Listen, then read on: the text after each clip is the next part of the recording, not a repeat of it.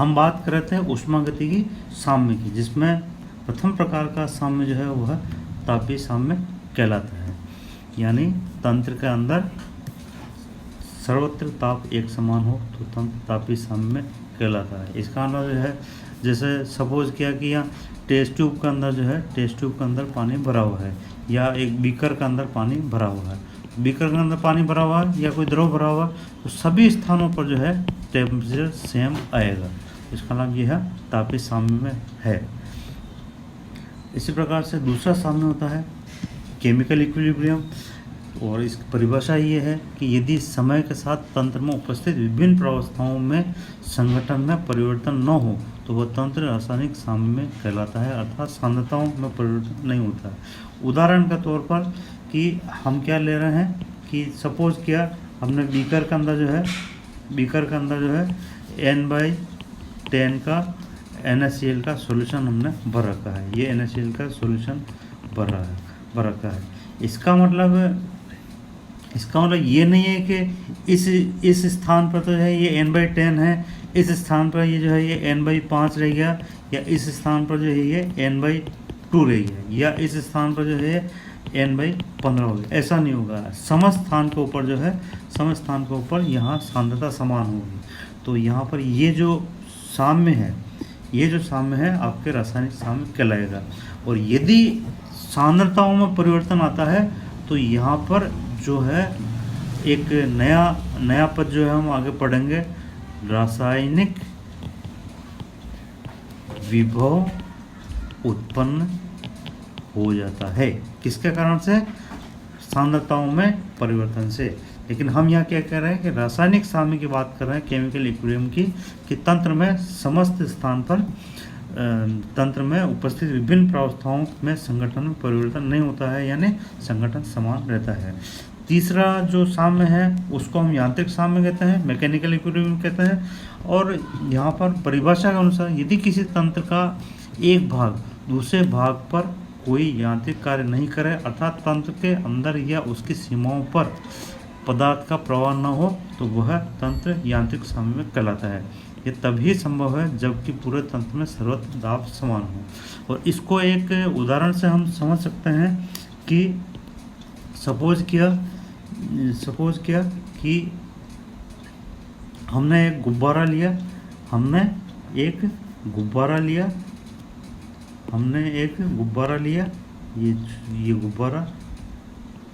लिया, ठीक है। गुब्बारे के अंदर हमने क्या हवा भरी, हवा भरने पर ये गुब्बारा जो है ये फूल गया, ठीक है। अब हमने इसको यहाँ से मुख से बंद कर दिया, ठीक है। तो अभी अगर हम इस फूले हुए गुब्बारे की बात कर रहे हैं तो यहाँ पर इसके अंदर दाब जो है, गुब्बारे के जो बाहर दाब है यह एक वायुमंडलीय दाब है, और गुब्बारे का जो अंदर दाब है वह जो है एक वायुमंडलीय दाब से अधिक है। अब यहाँ पर यदि हम गुब्बारे को खोलते हैं, गुब्बारे का मुंह को खोलते हैं, तो तुरंत क्या होगा कि यहाँ से जो गैस है अधिक दाब से कम दाब की ओर प्रवाहित होती है। इसका मतलब क्या है कि यहाँ पर ये जो साम्य यहाँ जो स्थिति हमको दिखाई दे रही, तो यहाँ पर यह यांत्रिक साम्य नहीं है, ठीक है। लेकिन अब थोड़ी देर में क्या होगा कि इसका मुख खोलने पर जो है गैस इसमें से बाहर निकल जाएगी और ये वापस पूर्व अवस्था में आ जाएगा। अब यहाँ पर इसका मुंह खुला हुआ है, यहाँ पर जो है मुंह खुला हुआ गुब्बारे का, तो अब अंदर बाहर दोनों तरफ जो है दाब का मान जो है एक वायुमंडलीय दाब है। अब हम यहाँ पर कह सकते हैं कि यहाँ पर जो तंत्र है वह किस अवस्था में है? वह यांत्रिक साम्य में है। अर्थात यहाँ पर जो है उसकी सीमाओं पर, तंत्र के अंदर या उसकी सीमाओं पर पदार्थ का प्रवाह नहीं हो रहा है, तो ये तंत्र यांत्रिक साम्य कहलाता है, न तो उसके अंदर और न उसके बाहर। फिर इसके बाद हम बात करते हैं कि जो तंत्र के गुण वो हम किसको कहेंगे कि यदि यहाँ पर तंत्र के गुण, यहाँ पर जो है तंत्र के गुणों को दो भाग में हमने विभाजित किया है, मात्रात्मक गुण और मात्रात्मक, या इसको हम विस्तीर्ण या एक्सटेंसिव प्रॉपर्टीज कहते हैं, और दूसरा मात्रा स्वतंत्र, या हम इसको विशिष्ट या गहन गुण कहते हैं, इंटेंसिव प्रॉपर्टीज हम यहाँ पर इसको कहते हैं। मात्रात्मक गुण का मतलब जो है स्पष्ट बताया है कि तंत्र के वे गुण जो उसकी मात्रा पर निर्भर करते हैं। तंत्र के वे गुण जो कि तंत्र में उपस्थित पदार्थ या पदार्थों की मात्रा पर निर्भर करते हैं, तंत्र के मात्रात्मक गुण कहलाते हैं। जैसे आयतन, आयतन हो गया, ठीक है। इसी प्रकार से द्रव्यमान जो आपके मास हो गया, अणुओं की संख्या जिसको हम n से दिखाते हैं, ऊर्जा, ऊष्मा की मात्रा, इसी प्रकार से जो है ऊष्माधारिता, एंट्रोपी, है ना, ये समस्त जो गुण हैं ये मात्रात्मक गुण हैं जो कि तंत्र में उपस्थित पदार्थ की मात्रा पर निर्भर करते हैं। और दूसरे गुण हैं मात्रा स्वतंत्र या विशिष्ट या गहन गुण, वे गुण जो कि तंत्र में उपस्थित पदार्थ या पदार्थों की मात्रा पर निर्भर नहीं करते हैं। तंत्र के मात्रा स्वतंत्र या विशिष्ट गुण या गहन गुण इंटेंसिव प्रॉपर्टीज कहलाते हैं। और सबसे इम्पोर्टेंट है ताप। यदि आप तंत्र का मतलब चाहे गैस हो, चाहे ठोस है, चाहे द्रव, उसकी मात्रा कितनी भी ले लें, चाहे वो 1 ग्राम ले लें, चाहे 1 किलो ले लें, चाहे 1 मिलीलीटर ले लें, चाहे 1000 मिलीलीटर ले लें, 1 लीटर ले लें, उनका ताप और दाब वह उसकी मात्रा पर निर्भर नहीं करेगा। इसी प्रकार से सांद्रता अगर हम कह रहे हैं कि यहाँ पर जो है अगर विलयन की सांद्रता 1 मोल है, तो सांद्रता चाहे आप 1 लीटर लीजिए, चाहे 10 लीटर विलयन लीजिए, सांद्रता 1 मोल का मतलब वह 1 मोल ही रहेगी।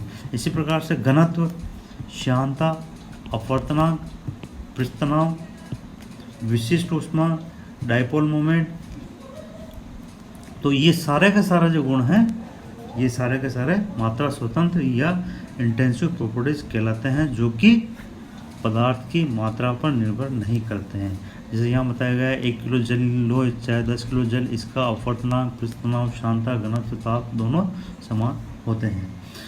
और इसी प्रकार से जो है दूसरा, जैसा हमने अभी देखा कि मोल भिन्न, मोलरता, नॉर्मलता, ये भी एक तरह से विशिष्ट गुण हैं, क्योंकि ये समांगी मिश्रण के प्रत्येक भाग के लिए समान होते हैं। जबकि अणुओं की संख्या विस्तीर्ण गुण होती है, जो हम पहले देख चुके हैं। और यहाँ पर जो मात्रात्मक गुण हैं यह विशेष स्थिति के अंदर जो है विशिष्ट गुण में परिवर्तित हो जाते हैं। जब पदार्थ इकाई मात्रा में हो तो विस्तीर्ण गुण विशिष्ट गुण बन जाता है। यहाँ पर जो है एक उदाहरण देखते हैं, द्रव्यमान, मास, ठीक है। अब यदि यहाँ पर जो है मास एक निश्चित आयतन का हो, 1 लीटर का अगर हम आयतन, एक लीटर का हम अगर मास देख रहे हैं, तो यहाँ पर ये कहलाएगा घनत्व, द्रव्यमान बटा आयतन। तो यहाँ पर अब अगर केवल द्रव्यमान की बात करते हैं तो यह मात्रात्मक गुण है, लेकिन जैसे यह इकाई आयतन का द्रव्यमान की बात करते हैं तो घनत्व में कन्वर्ट हो जाता है। इसी प्रकार से अगर इकाई द्रव्यमान 1 किलो का आयतन हम बात कर रहे हैं, तो ये विशिष्ट आयतन हो गया, ठीक है ना। अब जैसे यहाँ पर एक द्रव्यमान का एक स्पष्ट उदाहरण है कि सामान्य तौर पर जो पानी है इसका जो घनत्व है यह 1 होता है। 1 का मतलब ये है कि 1 लीटर का या 1 ग्राम प्रति मिलीलीटर, ठीक है। और यदि हम यहाँ पर पारा ले लेते हैं Hg, तो यहाँ पर पारे के लिए घनत्व है 13.6, यानी 13.6 ग्राम प्रति मिलीलीटर। और या ये इस तरह से हम कह सकते हैं कि यहाँ पर जो है अगर 100 मिलीलीटर लेते हैं तो 100 मिलीलीटर के लिए कितना इसका मान हो जाएगा, 136 ग्राम। इसका मतलब जो है यहाँ पर घनत्व जो है वह 36% अधिक हो गया। तो इस प्रकार से जो मात्रात्मक गुण हैं वह विशिष्ट गुण में परिवर्तित हो जाते हैं, और वह पदार्थ के अनुसार, पदार्थ की प्रकृति के अनुसार यह परिवर्तित होते जाते हैं। आयतन, अगर विशिष्ट द्रव्यमान का हमने इकाई द्रव्यमान का अगर आयतन लेते हैं तो विशिष्ट आयतन में बदल जाता है। इसी प्रकार से ऊष्माधारिता मात्रात्मक गुण में जितनी तंत्र की पदार्थ की मात्रा होगी ऊष्माधारिता उतनी ही होगी। लेकिन यदि हम उसका अंदर द्रव्यमान का पार्ट लगा दें, इकाई द्रव्यमान के लिए यदि ऊष्माधारिता की बात करते हैं तो वह स्पेसिफिक हीट कहलाती है, विशिष्ट ऊष्मा कहलाती है। इसी प्रकार से मुक्त ऊर्जा, अभी हमने बात की थी, अभी हमने थोड़ी देर पहले बताया, पिछली क्लास में बताया था कि यहाँ पर, पिछली क्लास में बताया था कि रासायनिक साम्य, यदि यहाँ पर जो है रासायनिक जो संगठन है वह यदि अलग अलग हुआ, संगठन अलग अलग का मतलब हुआ कि सांद्रता अलग अलग हुई, तो यहाँ पर रासायनिक विभव उत्पन्न हो जाता है। यही बात यहाँ पर की जा रही है कि जो मुक्त ऊर्जा है जिसको हम जी से डिनोट करते हैं या डेल जी से डिनोट करते हैं, यदि यहाँ पर जो है इकाई द्रव्यमान की बात करते हैं, इकाई द्रव्यमान की मुक्त ऊर्जा, तो मोलर द्रव्यमान का यदि भाग लगा देते हैं मुक्त ऊर्जा में तो ये केमिकल पोटेंशियल कहलाता है, जिसको हम आगे पढ़ेंगे म्यू से डिनोट किया जाता है। तो इस प्रकार से मात्रात्मक गुण विशिष्ट स्थिति के अंदर विशिष्ट गुण में परिवर्तित हो जाते हैं। अब हम बात करते हैं ऊष्मागतिक प्रक्रम की।